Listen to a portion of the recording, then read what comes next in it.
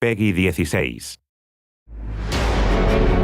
We used to make these great linear campaign shooters, and what we wanted to do with Destiny was create a living world. We are ready to jump into the Trials of Osiris. This place is so cool. By being a live game, we can experiment with things, we can try new things. Bungie listened. They're picking the good maps. We believe that players want a world that they can check into, a world that invites them to come back and check something out that wasn't there before.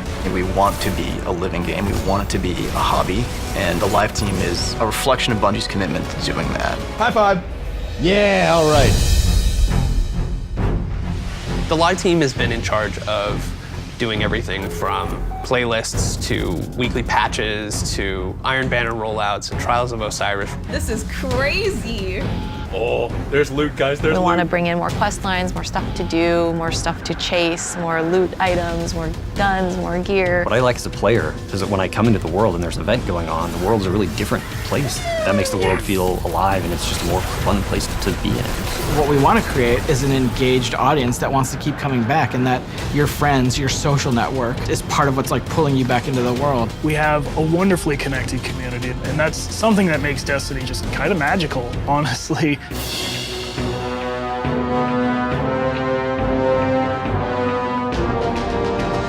at this. This is so cool. This is amazing. I love it. You trolls, Bungie. Oh, look at that. She has a Crota mask. Oh my god. We had looked at the tower and the social experience and said, why don't we have awesome holidays? Like, why don't we build on that Jack-o'-lite Halloween experience from last year and do something bigger? Story, cutscene, missions with mask on is freaking hilarious.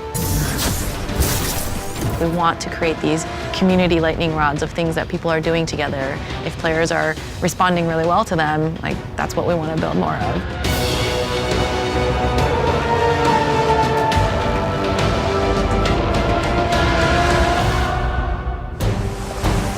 World events for the live game is a way for us to introduce new concepts to the players.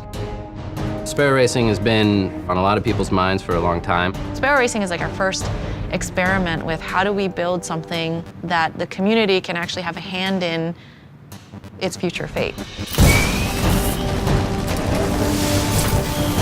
Being able to spin up Sparrow Racing, I think, is a really great example of an idea that pops up and foments from the community. We're able to take it and deliver it.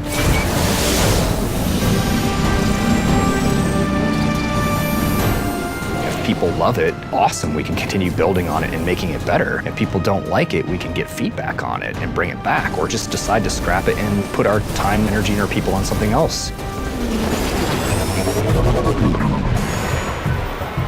Sparrow Racing is a 3-week event that is hosted by Amanda Holliday, and it's available to all players of the Taken King. La velocidad puede matarte, pero es una forma divertida de morir.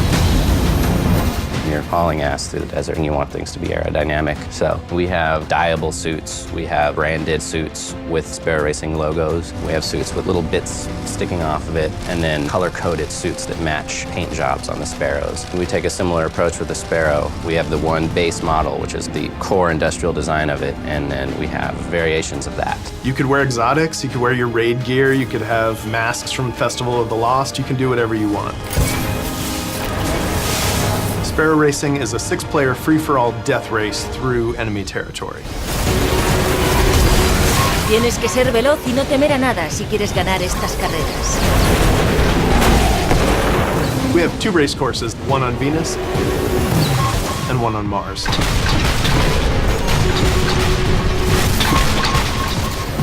Campus Martius is a circuit through the buried city on Mars. Mars is our easy track, and the Venus one is our more advanced track. Venus is called the Infinite Descent because you're always going downhill, and at the end you hit a teleporter and it brings you back to the top of the level.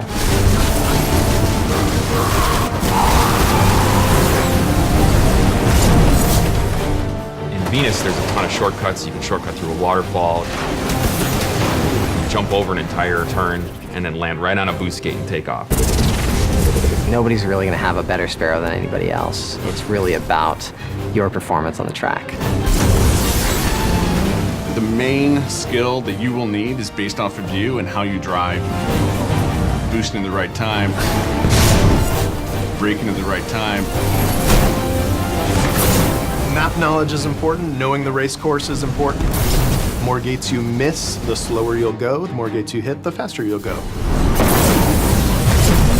Main things you can do to upset your opponent is you push them out of the gate, you push them into fans, cause them to explode. Whatever you can do to make sure that you are the only one hitting the gate so that you get the boost and you end up taking the lead. You're gonna see with Sparrow Racing something you haven't seen before. And if you like that, let us know, and for sure, you will see more coming.